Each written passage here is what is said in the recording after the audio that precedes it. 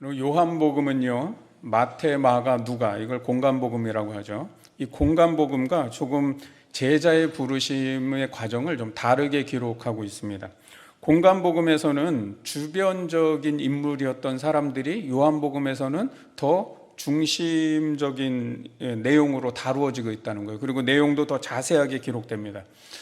베드로가 그냥 전도되는 게 아니고 요한복음에서는 베드로가 누구에 의해서 전도돼요? 형제 안드레에 의해서 전도가 됩니다. 그러니까 공간복음에서는 주로 별로 주목받지 못했던 빌립이나 나다나엘이나 니고데모 같은 사람들이 이 요한복음에서는 굉장히 자세하게 기록되어 있다는 것이죠. 그리고 요한복음에는 누가 누구를 전도했는지 그 전도의 과정들이 다 나와 있습니다. 그리고 그들이 어떻게 전도되고 있는지 그 과정을 비교적 상세하게 기록하고 있습니다. 오늘 본문 41절에 보면 안드레가 먼저 자기 형제 베드로에게 찾아가죠. 그래서 전도를 해요. 우리가 메시아를 만났다. 그리고는 그 베드로를 예수님께 데리고 가는 과정이 보입니다. 그리고 다시 43절에 가면 예수님께서 갈릴리로 나가시다가 빌립을 만남에 그에게 나를 따르라 그랬더니 빌립이 예수님을 따랐다 이렇게 기록하고 있죠. 근데 이 기록만 보면 그냥 가다가 예수님이 빌립을 날 따라라 그래서 이렇게 전도한 것으로 보여지는데, 성경을 연구하는 성서학자들은 이 원문의 문맥상을 잘 살펴보면 그게 아니라 안드레가 예수님을 모시고 빌립에게 가는 거죠. 그래서 예수님이 빌립을 만나 나를 따르라고 한다는 거죠. 그러면 사실상 누가 전도한 거예요? 안드레가 빌립을 전도했다는 것이죠. 그래서 바로 그 다음 절 44절에 뭐라고 얘기해요? 빌립과 안드레와 베드로가 한 동네 베세다 사람이다 하고, 같은 동네 사람이어서 서로 이렇게 관계가 있어서 그런 거야 라고 하는 그걸 밝혀주고 있는 거죠. 45절에는 다시 빌립이 이제 누구를 또 찾아갑니까? 자기 친구 나다나엘을 찾아가는 거예요. 그리고는 말합니다. 내가 모세의 율법에 기록한 그이, 그리고 선지자들이 기록한 그 사람을 만났다. 그 사람 바로 나사렛 예수다. 이 모세의 율법과 선지자의 기록에 기록된 그이가 누굽니까? 바로 이제 메시아, 구약을 말하는 거죠. 구약에 예언된 메시아를 만났다는 거죠. 그러니까 나다나엘은 좀 돌아오는 과정이 조금은 길게 되어 있지만 결과는 그래도 나다나엘도 예수님의 제자가 되죠. 그러면 나다나엘은 누구냐? 이 나다나엘은 공간복음에서는 누구로 나타나냐면 예수님의 12제자의 명단에 보면 바돌로메가 있습니다. 이 바돌로메가 바로 나다나엘이라는 거예요. 바돌로메는 이름은 아니고요. 바가 아들이란 뜻이어서 돌로메의 아들이다. 그러니까 공간복음에서는 돌로메의 아들이라고 표기를 한 거고, 요한복음에서는 그 돌로메의 아들 이름을 쓴 거죠. 나다나엘이라는 이름을. 우리는 여기서 전도는 어디서부터 시작돼야 되는가, 그리고 전도에서 가장 먼저 해야 될 일이 무엇인가를 알 수 있습니다. 오늘 본문에는 전도가 어디서부터 시작되고 있습니까? 안드레가 누구를 먼저 찾아갑니까? 베드로, 자기 형제, 즉 가족 전도로 시작하고 있다는 것이죠. 그리고 그 다음에 찾아가는 게 누구예요? 한 동네 사람인 빌립을 찾아가는 거예요. 그러니까 같은 지역, 이웃 사람에게 가서 전도를 하고 있다는 겁니다. 그랬더니 빌립은 또 누구를 찾아가고 있습니까? 지역은 같지 않지만 자기와 굉장히 신뢰관계에 있는 사람, 즉 뭐 직장 동료가 될 수도 있고 뭐 친척들이 될 수도 있고 뭐 그러겠죠. 그러니까 자기와 친한 친구들, 그래서 서로 깊은 대화를 나눌 수 있는 사람, 그런 친분 관계에 있는 친구를 찾아간다는 거예요. 제자의 부름은 아무 관계가 없는 길거리에서 그냥 지나가는 사람 만나서 나를 따르라, 예수 믿으세요, 딱 그래가지고 전도하는 그것이 아니라는 거예요. 나를 따르라 그럴 때는, 즉 예수님을 믿으세요 라고 전도할 때에는 충분히 그것을 받아들이고 따를 수 있는 신뢰 관계가 이루어져야 한다는 걸 말씀하는 거예요. 여러분, 우리가 전도를 하고 어느 누군가를 예수님께 인도하고 또 그 사람을 제자로 세우려고 할 때에는 가장 먼저 해야 될 것이 무엇입니까? 그것은 그 사람과의 신뢰의 관계를 형성하는 겁니다. 예수 믿어라. 아유, 잘 몰라도 무조건 믿어. 그냥 믿다 보면 알아. 여러분, 이거는요, 믿지 않는 사람에게 나와 전혀 신뢰관계가 없고 친분관계가 없는데 무조건 믿어라? 이거는 믿지 않는 사람의 입장에서 보면 굉장히 비상식적이고 무례한 말이 되는 겁니다.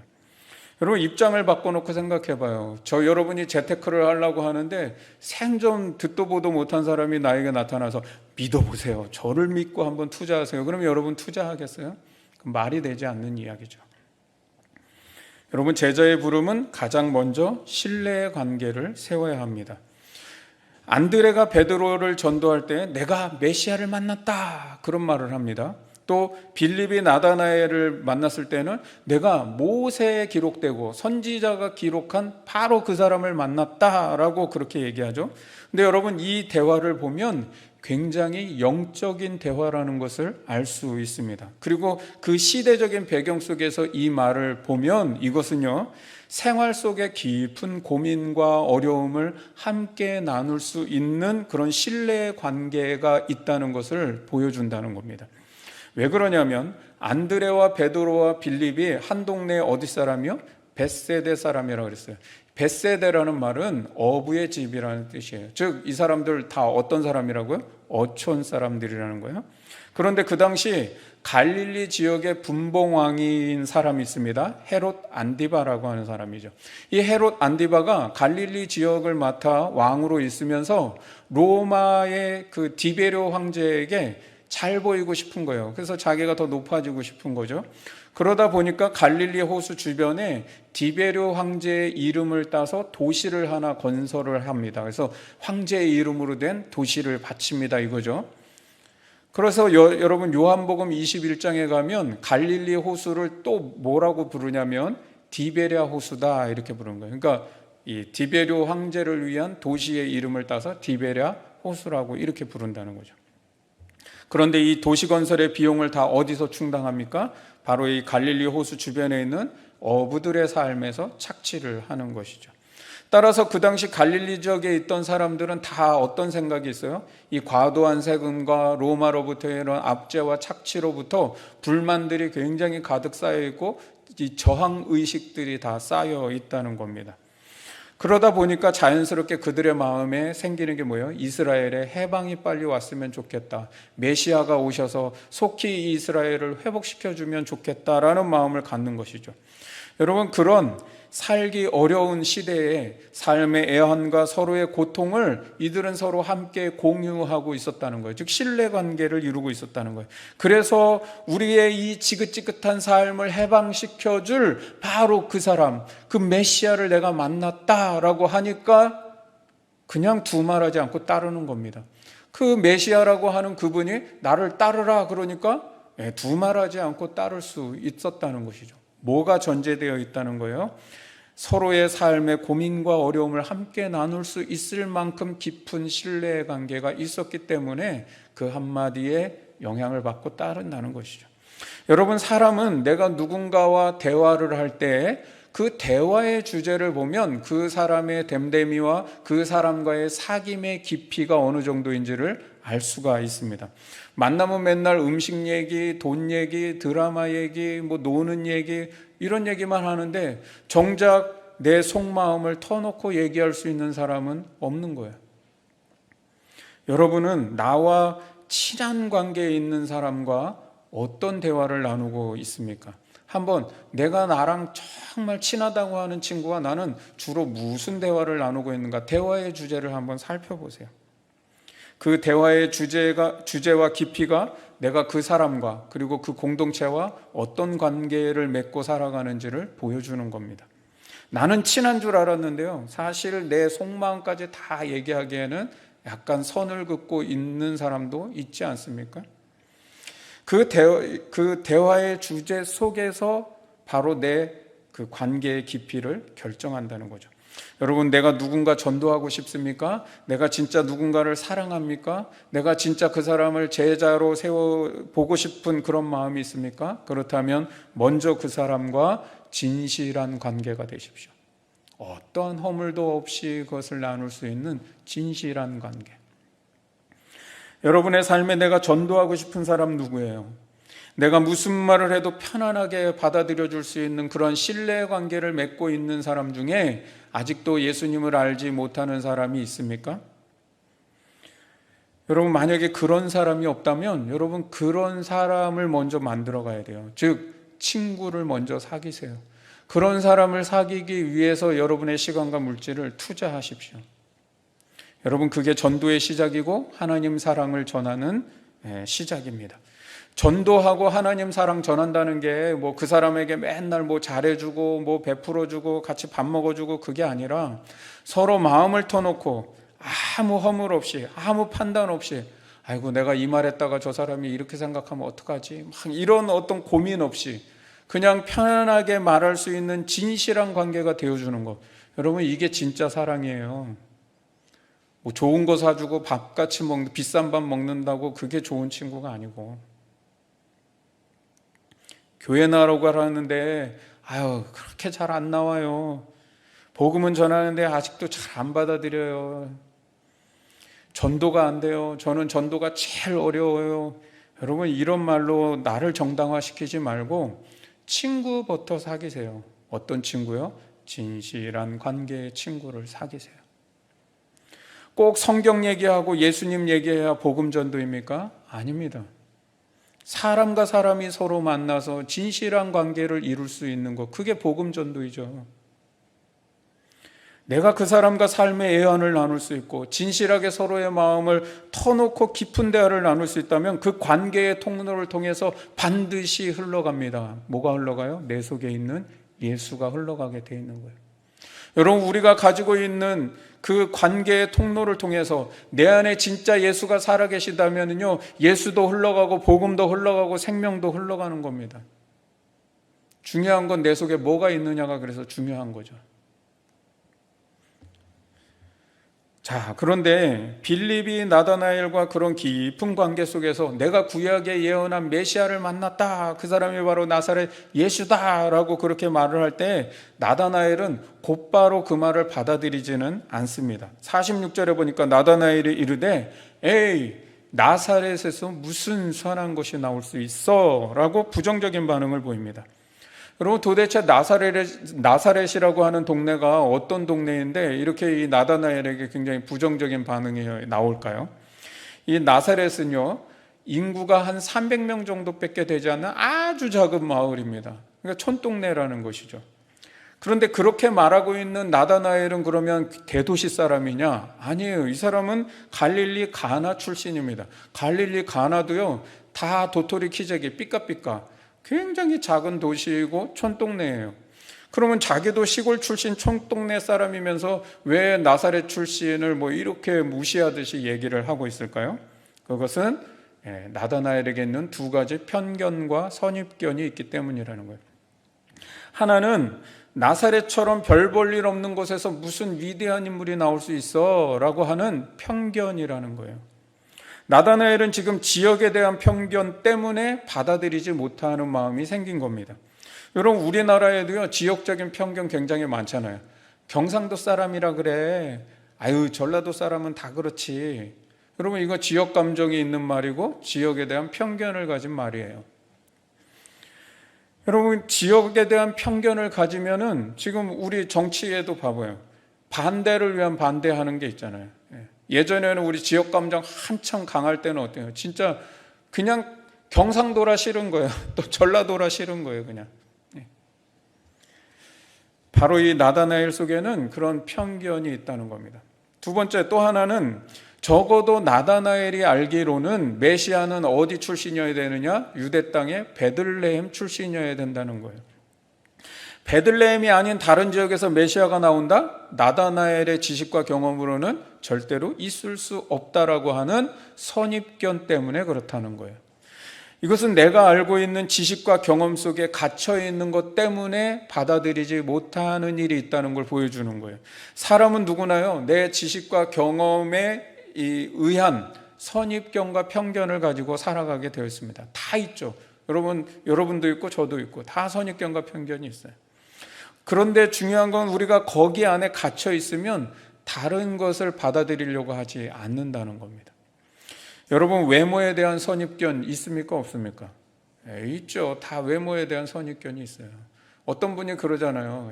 긴 머리에 몸매가 늘씬해서 아가씨 그랬더니 뒤돌아봤는데 남자야. 요즘 그럴 수 있습니다. 요즘은. 여러분, 인종차별이라는 거, 인종에 대한 편견 때문에 생기는 거 아닙니까? 소비 생활에서도 비싸면 왠지 좋을 것 같다고 하는 선입견이 있지 않습니까? 여러분, 인간관계에서 저 사람 원래 그런 사람이야, 이거 뭐예요? 낙인론이 된 거죠. 이미 그냥 그런 선입견과 편견을 가진 거예요. 여러분, 조심해야 될 거, MBTI로 이렇게 자기 기질 분석해보고, 또 디스크로 DISC형이다 해가지고 나누고, 또 혈액형으로 어떤 사람들은 그렇게 얘기하고 하잖아요. 그건 다 뭐예요? 일종의 다 편견들이죠. 그 사람 무슨 형이라 그래, D형이라 그래, S형이라 그래, 이런 선입견과 편견이요, 여러분이 사업을 할 때나 인간관계를 맺을 때나 아니면 진로에 대한 어떤 중요한 선택과 결정 앞에서 상황을 그릇되게 보고, 또는 그 상황을 좀 새로운 시각으로 바라볼 수 있는 그 모든 싹을 다 잘라버린다는 거예요. 그래서 우리가 제자의 길을 걸어가고 누군가를 제자의 삶으로 이끌기 위해서는 선입견과 편견을 먼저 없애야 한다는 겁니다. 이것이 벗어지지 않으면 절대로 다른 걸 받아들이려고 하지 않기 때문이죠. 이런 선입견과 편견을 없애려면 세상을 어떻게 바라봐야 되냐? 예수의 마음, 예수의 눈으로 바라볼 수 있는 필터를 바꿔야 한다는 겁니다. 여러분, 우리가 제자의 삶을 살기 위해서는 내 눈과 귀에 예수님의 눈으로 볼 수 있는 필터, 예수님의 마음으로 볼 수 있는 필터를 갈아 껴야 되는 거예요. 그래야 성경 말씀이 하나님의 말씀으로 들려지고 보여질 수 있는 것이고요, 우리의 생활 속에서 벌어지는 수많은 일들과 사건들을 바로 하나님께서 하시는 역사로 바라볼 수 있다는 겁니다. 여러분, 말씀이 우리의 삶 속에 살아 역사한다는 말이 그냥 추상적인 말이 아니라 진짜 그렇구나라고 하는 것은 내 그 필터가 바뀌어져야 그런 경험을 할 수 있는 거예요. 예수님의 눈과 마음의 필터를 갖는다는 거는요, 다른 게 아닙니다. 이런 거예요. 예수님의 자리에, 예수님의 입장에 내가 한번 서보는 겁니다. 무슨 말인지 아시겠어요? 여러분, 성경 말씀을 볼 때 그냥 책 읽듯이 쭉 읽어나가는 게 중요한 게 아니라 그 성경을 읽을 때 한번 묵상을 해보는 거예요. 내가 그 말씀 속으로 한번 들어가서 예수님이 서 계신 그 자리에 내가 서보는 거예요. 그리고 그 자리에서 예수님의 시선을 따라가며 예수님이 보는 것을 내가 보고, 예수님이 말씀하시는 것을 예수님의 입장에 서서 한번 그 말씀을 되뇌어 보이는 겁니다. 그러면은요, 굉장히 다른 감동, 다른 은혜가 다가오는 걸 경험하시게 될 겁니다. 여러분, 필터는 그렇게 바꿔보는 거예요. 내가 살아가면서 어떤 삶의 현장에 무슨 일을 만나고 사건을 만나고 어떤 것들을 결정하는 그 순간에 한번 예수님의 자리에서, 예수님의 입장에 서서 바라보시라는 거예요. 그 필터로 바라보면 뭔가 내가 이전에 생각했던 거와는 다른 것들이 보일 수 있다는 거죠. 여러분, 그러면 믿지 않는 사람들은 어떻게 이 선입견과 편견을 벗어나게 할 수 있을까요? 여러분, 지금 우리가 살아가는 세상을 보세요. 기독교에 대한 편견을 가진 사람들이 굉장히 많습니다. 개독교라고 욕하는 사람들을 한번 보세요. 다 기독교에 대한 편견이 있기 때문에 그런 거예요. 교회라면 아주 치를 떠는 사람들, 예수 믿는 사람들, 그냥 싫은 사람들, 다 기독교에 대한 뭔가 안 좋은 감정, 안 좋은 편견을 가지고 있기 때문에 그렇다는 거죠. 그래서 그런 사람들의 필터를 우리가 어떻게 바꿔줄 수 있느냐는 거예요. 교회 다니는 사람들은 다 그래, 그러는 사람들이 있어요. 근데 진짜 교회 다니는 사람 다 그래요? 그렇지 않잖아요. 그럼 우리가 봐도 그런 사람도 있지요. 그러나 그렇지 않은 사람도 있고 아는 교회도 있잖아요. 근데 그 필터를 어떻게 벗겨내 주냐고요. 나다나엘이 나사렛에서 무슨 선한 것이 나올 수 있어 하고 편견을 보였습니다.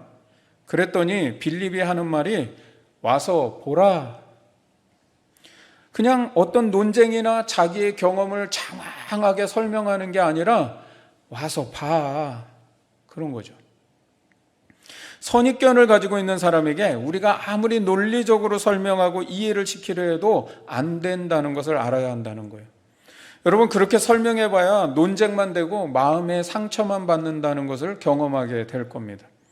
그렇게 기독교 진리를 증명하고 객관적으로 논리적으로 막 설명하려고 애쓰다가 만약에 그 설득이 실패되면 어떻게 해요? 내 마음이 좌절하는 거예요. 내 마음이 상하는 거예요. 전도해도 안 돼. 내 자신이 왠지 바보 같아지고 나는 능력이 없는 것 같고 나는 믿음이 없는 것 같고 그런 마음이 드는 거예요. 근데 반대로 상대방을 논리적으로 다 압도해서 눌러 이겼다고 생각을 해보세요. 그러면 그 사람이 그 설득당해서 확 회개하고 돌아옵니까? 그렇지 않아요. 그 사람은 그 패배감 때문에요, 기분이 더 나쁘고 더 수긍을 안 하게 되는 것이죠. 아직 필터를 바꾸지 않은 사람, 선입견을 가진 사람은 예수님을 받아들일 준비가 안 된 사람들입니다. 기독교에 대해 반감을 갖고 시비를 걸고 싶은 사람들이라는 거죠. 이런 분들에게는 어떤 막 논리적이고 논쟁을 하는 게 아니라, 내 경험 설명하고 막 그러는 게 아니라 와서 보라라고 하는 게 정답이라는 거예요. 그런데 여기서 이제 오해하지 말게요. 와보라 전도법 있잖아요. 옛날에 와보라 전도법. 그래서 목사님들이 데려다만 놓으십시오. 그러면 와서 말씀 듣고 기도하고 찬양하고 하다가 변화됩니다. 막 성령이 역사합니다. 그거 믿습니다. 저도. 여러분, 또 그런 역사들이 있습니다. 그렇게 해서 많은 사람들이 또 예수님을 영접하기도 했고요. 그런데 성경 말씀에서 지금 와서 보라라고 할 때 이 와서 보라는 뭐예요? 예수님이 살아계셔서 이 땅에 계실 때를 말하는 거잖아요. 그러니까 진짜 와서 보면 예수님을 만날 수 있고 예수님의 말씀을 직접 들을 수 있는, 경험할 수 있는 시대라는 거예요. 그렇다면 성경에 기록된 와서 보라와 지금 우리 시대에 와서 보라는 적용이 다를 수밖에 없다라는 것이죠. 와 보라 해서 교회 데려왔는데 그분 눈에는 예수님이 어디 계셔? 하나도 안 보이는데. 말씀 듣다가 변화된다 그러는데 나는 도대체 무슨 말인지 하나도 모르겠는데 목사님이 얘기하는 거 저 말이 뭔 말인가 하고 있는데 막 옆에서는 아멘 아멘 막 하고 있고, 그러면 그 사람 속에는 무슨 마음이 들어요? 다 알고 있는데 나만 모르나? 굉장히 소외감이 들고 내가 바보 되는 느낌이 들고 나는 교회랑 안 맞는가 봐, 이런 생각이 드는 거죠. 여러분, 성격이 좋아서 그래도 좀 꾹 참고 다녀봤는데 그래도 교회 다니는 사람도 다 거기서 거기네, 다 똑같네, 뭐 나은 게 없어요. 그러다 보면 어떻게 해요? 밀물처럼 왔다가 썰물처럼 다 나가는 것이죠. 그러니까 왜 뒷문이 다 생기는 거예요. 뒷문. 빌립에 와서 보라라고 하는 뜻은 무슨 뜻이에요? 그 당시에 빌립은 이런 마음이죠. 와서 이 메시아를 직접 한번 만나봐. 그분을 만나고 경험해 보면 너도 알 거야. 그분을 알게 되면 너도 생각이 바뀔 거야 라고 그렇게 말한 거 아니겠습니까? 그렇다면 성경에 와서 보라는 오늘날 우리에게는 우리를 보라라고 하는 말로 적용되고 해석되어야 한다는 겁니다. 기독교에 대한 선입견과 편견을 가진 분들이 교회를 와서 누구를 볼 수 있습니까? 교회를 나오기 전에 그들이 와서 볼 수 있는 것이 무엇입니까?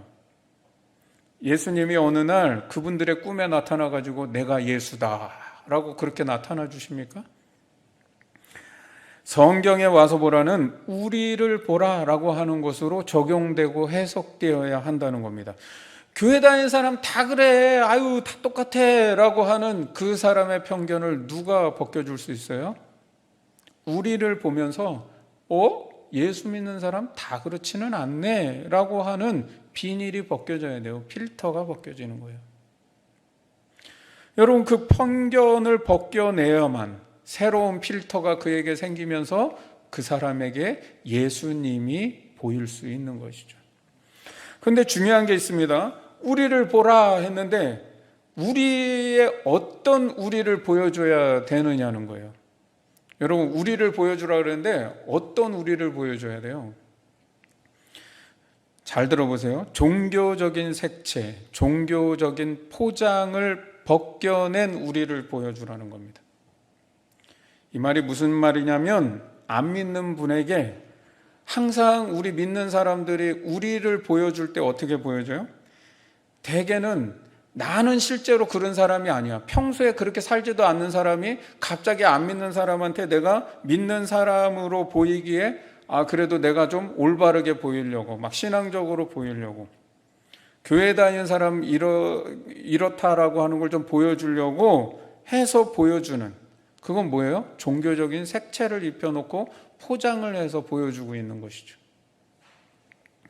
교회 다니는 티만 내는 종교적 색채, 종교적 포장을 한 우리의 모습은요, 안 믿는 사람들에게 선입견을 더 강하게 만듭니다. 그러니까 어설프게 믿는 티 내지 말고 좀 더 솔직한 우리의 모습을 보여줄 수 있어야 한다는 거예요. 진짜 내가 그렇게 신앙적인 습관이 들어있고 믿음의 행동이 자연스럽게 나올 수 있는 사람이라면 괜찮아요. 그런데 내가 그렇지 않은 사람이면서 그런 사람처럼 보이려고 할 필요는 없다는 거예요. 오히려 그렇게 보여주는 게 역효과라는 거예요. 그 사람에게 그 순간에만 잠깐 보여주는 거는요, 가식이고 포장이고 종교적인 색채를 입히는 거예요. 그냥 차라리 나는 아직 부족합니다. 그런데요, 그래도 내가 예수 믿는 게요 제일 좋더라고요. 그리고 예수 믿는 게 그래도 제일 저에게는 가치 있는 일이고 중요한 일이기 때문에 저는 그래도 좋은 믿음을 가지고 살아보려고 노력하고 있는 중이에요 라고 솔직하게 말하는 게 좋다는 거예요. 그게 선입견을 벗겨내는데 훨씬 더 도움이 됩니다. 우리가 보여주는 모습에서 종교적 색채를 입히고 포장을 하다 보면 교회 다니는 사람들 아이고 봐봐 결국 다 그렇지, 이거를 또 하나 만드는 일이라는 거예요. 또 조심해야 될 것이 있습니다. 내가 믿는 예수님을 좀 다른 종교의 신들처럼 생각하게 만드는 그런 종교적인 옷을 입혀서 보여주지 말라는 겁니다. 여러분, 그냥 다른 종교들의 신들 있잖아요. 그러니까 하나님이, 예수님이 그냥 그런 종교적인 신들의 하나처럼 그렇게 보여지게 종교적인 옷을 입히지 말라고요. 오늘 하루를 힘겹게 살아가는, 내 삶에 나와 함께 하시는 하나님, 내가 그분을 의지하며 살아가는 모습, 예수님을 인격적으로 경험하고 있는 분으로 내가 살아가고 있는 그런 우리를 보여주라는 거예요.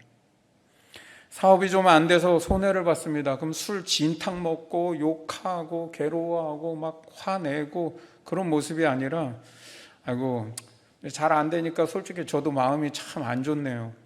그런데 돈 때문에 내가 다 사는 건 아니니까 믿음으로 이겨내는 모습들을 좀 보여주고 예수님 때문에 다시 일어서는 모습들을, 그래도 용기를 갖고 희망을 갖는 모습들을 보여주라는 것이죠. 인생에 형통한 날이 있습니까? 그러면 그 형통한 날에 한턱 내고 기분 좋다라고 막 나만 잘 먹고 잘 살고 떵떵거리지 말고, 인생의 목적이 나만 잘 살자고 하는 거 아니잖아요. 하나님 나라를 위해서 살아가고 남을 좀 이롭게 하는 일들을 위해서 그렇게 살아가는, 좀 더 의미 있고 가치 있는 인생을 살아가는 우리를 보여주라는 겁니다. 제가 좀 이렇게 말하면 거창하고 막 인생 얘기하고 막 이러니까 되게 거창해서 와닿지 않는 이야기인데요, 다른 말로 하면 이렇게 표현하고 싶습니다. 예수 믿는 소확행을 살아가는 우리를 보여주라. 예수 믿는 소확행. 여러분 소확행 뭔지 아시죠? 소소하지만 확실한 행복. 요즘 코드어잖아요. 여러분 대단한 간증 아니어도 돼요. 대단한 신앙 경험 하지 않아도 돼요. 그런데 우리 예수 믿고 살아가다 보면 그래도 일상 속에 소소한 은혜가 있고 소소한 기쁨이 있고 소소한 감사가 있고 소소한 행복이 있잖아요. 여러분 그 소확행, 예수 믿는 소확행을 살아가는 우리를 보여주면서 살아가라는 거예요. 그 소확행이 그 어떤 말로도 벗겨지지 않던 선입견을 벗겨내는 역할을 한다는 겁니다. 그렇게 와서 보라 할 때 그분이 와서 봤다고 다 선입견이 벗겨진 건 아닙니다. 오늘 이 본문에 보니까 나다나엘이 예수님께 나오기는 했지만 아직 선입견이 다 안 벗어지고 반신반의하고 있는 모습을 봅니다. 그런 이 나다나엘에게 예수님께서 오늘 보라 이는 참으로 이스라엘 사람이라 그 속에 간사한 것이 없도다 라고 이렇게 칭찬을 하십니다. 예수님께서 나다나엘에게 너가 참 이스라엘 사람이구나, 너 속에는 참 간사한 것이 없다라고 이렇게 하신 것은 여러분, 이스라엘이라고 하는 이 이름이 누구의 이름입니까? 야곱의 이름이죠. 야곱이 변해서 새로운 계명을 한 게 이스라엘이잖아요. 야곱의 뜻은 뭐예요? 속이는 자, 거짓된 자, 사기꾼, 이런 뜻입니다. 그런데 예수님은 지금 이렇게 말해주는 거예요. 너 진짜 참 이스라엘이네. 너 속에는 야곱이 없네. 너 참 네 속에 거짓과 간사한 게 하나도 없구나, 이런 뜻이에요. 이 말은 오늘날 말로 좀 바꿔보면 너는 표리부동하는 사람이 아니구나. 겉과 속이 다른 사람이 아니야. 아유, 겉과 속이 참 똑같네. 정직하네. 참 진실하다. 그렇게 표현해 주는 거예요. 너는 선입견과 편견이 있을 수는 있지만 너는 진리를 만나는 순간에는 그 진리 앞에 너의 선입견을 버릴 수 있는 그런 사람이구나 라고 하는 것을 말씀해 주셨다는 거예요. 예수님을 따르는 제자의 길은 뭐냐? 내가 가진 선입견과 편견을 버릴 수 있어야 갈 수 있는 길이라는 겁니다. 제자가 된다는 것은 예수님을 만났을 때 이전에 가진 내 선입견과 편견을 깨트리는 겁니다. 진리를 깨닫고 나면 좀 내 고집을 꺾을 수 있는 사람, 그런 열린 마음이 있어야 한다는 거예요. 여러분, 내 신앙생활을 한번 잘 살펴보십시오. 분명히 무엇이 옳은 줄을 알면서도 편견을 버리지 못해서 옳은 것을 선택하고 수용하지 못하는 사람들이 있습니다. 겉과 속이 다르게 살아가는 것이 그냥 삶의 습관이 되어 있는 것들을 보게 됩니다. 진리를 깨닫고 옳은 것을 알아도 결국 내 이익을 따라서 결정하고 선택하는 것들을 보게 된다는 것이죠. 우리 안에 야곱이 있을 수 있습니다. 그러나 예수님을 만났다면, 말씀을 깨달았다면 그 야곱을 버릴 줄 알아야 한다는 겁니다.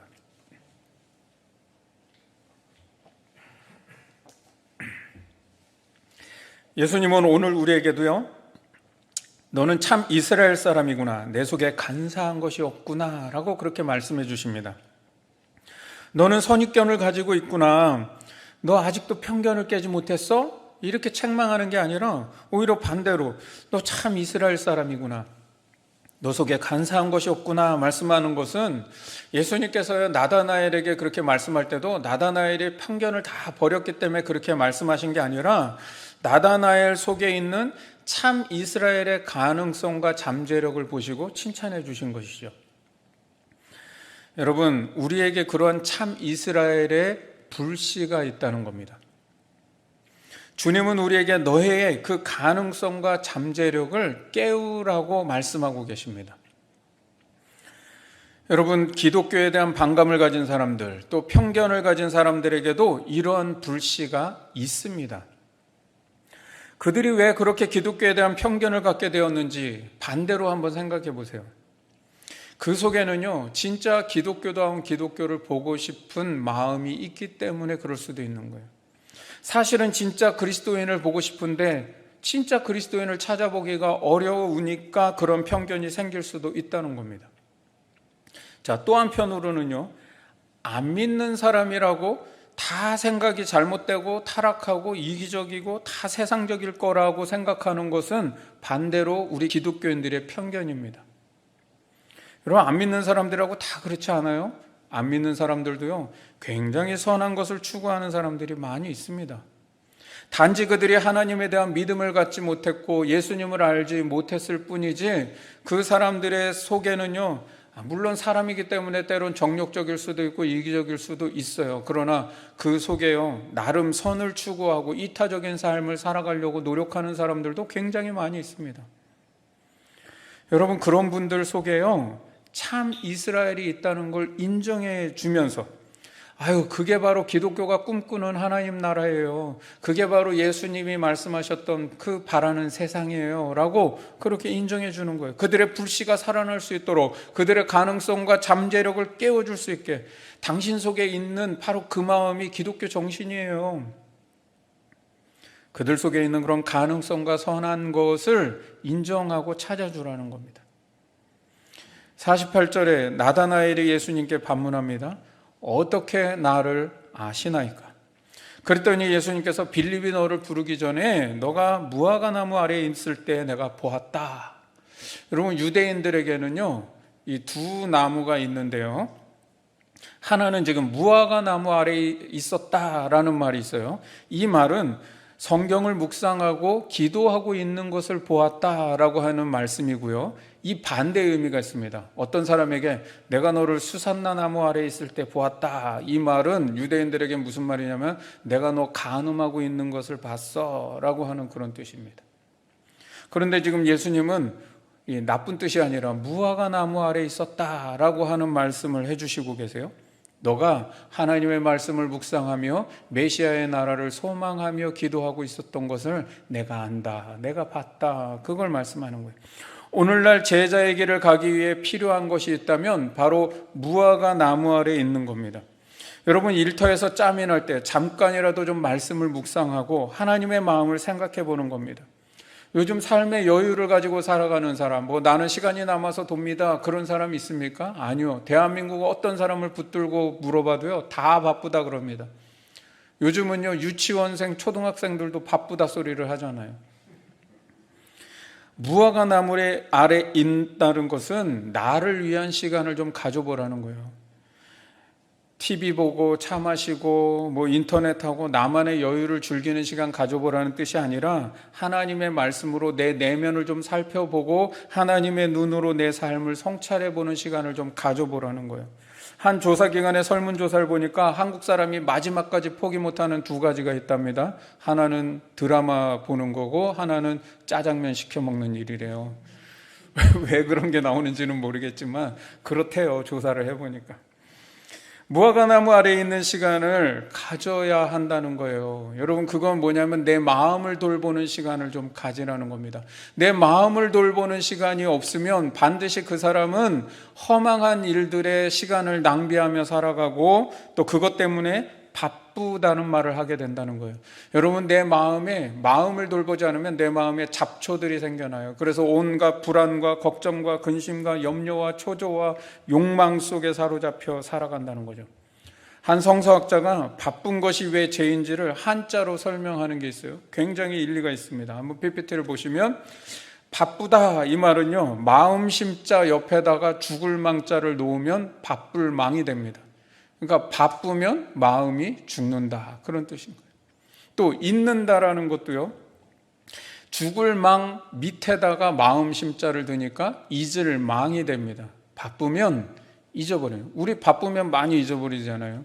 근데 바쁘면 뭐예요? 신앙적으로는 주님도 잊어버리고 살아간다는 거예요. 여러분, 내 삶의 무화과 나무 아래는 어디에 있습니까? 주부로서 내 무화과 나무는 어디입니까? 여러분, 가장으로서, 또 직장인으로서, 아빠로서, 엄마로서, 또 우리 청년들, 학생으로서, 여러분의 어떤 지금의 그 신분 속에서 여러분, 나의 무화과 나무 자리가 어디인지를 찾아야 한다는 거예요. 오늘 이 말씀 듣고 그래, 내가 진짜 기도해야 되는데 기도해야지, 이렇게 하고 끝나는 게 아니라 내 무화과 나무가 어디인지를 좀 정하세요. 그 무화과 나무 아래에 내가 언제 앉아 있을 것인지를 시간도 한번 정해보세요. 그게 뭐냐면 내 삶의 한 조각을 빼내는 일입니다. 여러분, 내 삶의 한 조각을 좀 빼낼 필요가 있어요. 아낌없이 주는 나무라는 책 아시죠? 그 유명한 책의 저자는 쉘 실버스타인입니다. 이분이 쓰신 책 중에 또 하나가 잃어버린 조각이라는 책이 있습니다. 이 잃어버린 조각을 찾아서라는 책에는요, 이런 내용이 있어요. 동그라미가 세모 조각이 하나 톡 빠지는 거예요. 그러다 보니까 잘 굴러가지도 않고 굴러가다가 덜컹덜컹하기도 하고 빨리 굴러가질 못해요. 그러다 보니까 덕분에 이 동그라미가 굴러가다가 길가에 핀 꽃들의 아름다움을 보며 찬사를 보내기도 하고 나비랑 대화도 나누고 또 햇살을 즐기기도 합니다. 그런데 어느 날 막 그 세모 조각을 찾아서 돌아다니다가 진짜 자기에게 딱 맞는 세모 조각을 찾았습니다. 완전한 동그라미가 되고 나니까 휙휙휙휙 막 굴러다니는 거예요. 그러다 보니까 이전에 즐겼던 꽃의 아름다움도 보지 못하고 나비랑 대화도 못 나누고 햇살을 즐기지도 못하는 거예요. 그래서 다시 이 세모 조각을 빼냈다는 거예요. 여러분, 무화과 나무 아래 있기 위해서 내 삶의 한 조각을 좀 빼내는 게 필요하다는 거예요. 그게 뭐냐면 무화과 나무 아래에 내 마음을 돌보는 시간을 가지라는 겁니다. 49절에 보니까 예수님께서 내가 너를 무화과 나무 아래에 있을 때 보았다 말씀하니까 나다나엘이 비로소 예수님께 신앙 고백을 합니다. 라삐요, 당신은 하나님의 아들이시요 당신은 이스라엘의 임금이로소이다 라고 신앙 고백을 해요. 이전에도 세례 요한은요, 하나님의 어린 양이로다 신앙 고백했습니다. 안드레가 메시아를 만났다 신앙 고백했습니다. 빌립은 내가 구약에 예언된 선지자를 메시아를 만났다라고 그렇게 신앙 고백합니다. 근데 이걸로는 부족하다는 거예요. 요한복음이 진짜 고백하고 싶은 신앙 고백은 뭐냐? 예수가 하나님의 아들이시다라는 거예요. 요한복음 20장 21절 말씀을 같이 한번 읽어볼까요? 시작. 예수께서 또 이르시되 너희에게 평강이 있을지어다. 아버지께서 나를 보내신 것 같이 나도 너희를 보내노라. 20장 21절인데 잘못된 것 같아요. 20장 21절 말씀이요. 오직 이것을 기록함은 너희로 예수께서 하나님의 아들 그리스도이심을 믿게 하려 함이요 또 너희로 믿고 그 이름을 힘입어 생명을 얻게 하려 함이니라. 왜 요한복음을 기록했냐면 예수님이 하나님의 아들이심을 믿고 그가 그리스도이심을, 메시아라는 사실을 믿게 하려 하기 위해서 썼다는 거예요. 즉 요한복음이 가장 바라고 원했던 신앙 고백을 누가 하고 있었냐면 나다나엘이 해줬다는 거예요. 여러분, 제자가 된다는 것은요, 양육 코스 요번에 다 마쳤어요. 제자 훈련 제가 몇 기를 수료했는데요, 이게 제자가 되는 게 아니에요. 선행을 많이 했습니다. 교회 봉사 많이 했습니다. 성경을 많이 읽고 기도를 많이 했습니다가 제자를 만드는 게 아니라는 거예요. 예수님이 하나님의 아들이심을 믿는 신앙 고백이 있어야 된다는 거예요. 그게 그냥 지적 동의가 아니라 예수님이 하나님의 아들이심을 믿는 신앙 고백적 삶을 살아가는 거, 그게 바로 제자가 되는 길이라는 거예요. 미켈란젤로의 최후의 심판 그림이 있습니다. 그 최후의 심판 그림에는요, 나다나엘이 어떻게 표현되어 있냐면 살가죽이 다 벗겨진 순교를 당한 모습으로 나타납니다. 그래서 나다나엘이 살가죽을 이렇게 들고 있는 그림이 그려져 있어요. 여러분, 예수님을 하나님의 아들로 믿는 신앙 고백을 갖고 살아가는 나다나엘, 인생의 극한 고난과 위험 속에서도 그것을 꿋꿋하게 이겨내는 삶을 살았다는 거예요.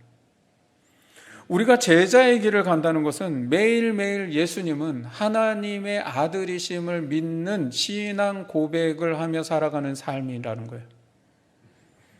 우리가 전도할 때 전도의 목표는요, 교회 나오게 하는 게 전도의 목표가 아니라 그 사람이 예수가 하나님의 아들이심을 믿고 살아가는 삶으로 이끌어주고 함께 하는 거예요. 그게 전도의 목표가 돼야 돼요. 전도를 교회 나오게 하고 사람 숫자 채우는 그런 교회 성장으로 생각하는 걸 버려야 된다는 거예요.